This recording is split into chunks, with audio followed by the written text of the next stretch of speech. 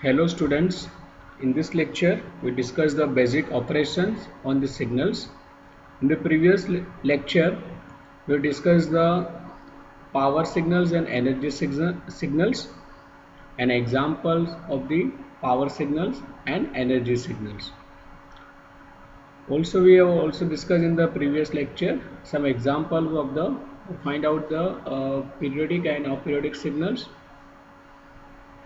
So basically in this lecture, now after classification of these signals, now you are able to classify the given signals whether it is a periodic, aperiodic, random or deterministic, power or energy signals,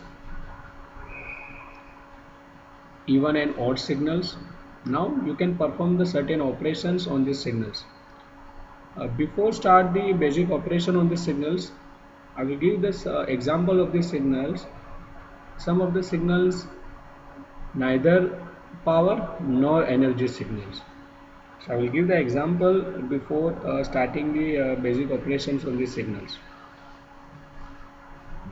So there are certain operations that you can perform on the signals. So some of the operation that is on the dependent variables, on some of the operation that is independent the variables. So in that there is amplitude scalings.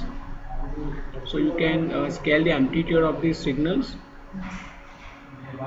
You can add the two signals, so in a continuous time and discrete time signals you can combine these signals, right?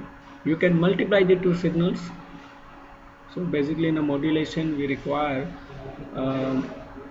send the information through the carrier. So basically in that we have to perform the multiplications. Now for independent variable there are other operations, that is the time scaling. So in the time scaling how we can expand the signals, or how we can compress the signal. So we have to perform the operation on the time axis. Another operation, that is the time reversal. You can also refer that is the reflection, or also you can say folding operations. And the last operation we'll discuss, that is the shifting in time. So basically when we shift in the time, either the signal will be advanced or the signal will be delayed. So all the operation we discussed with also some examples, so you can better understand. So at the end of the session you are able to understand you can perform these operations on these signals. Thank you.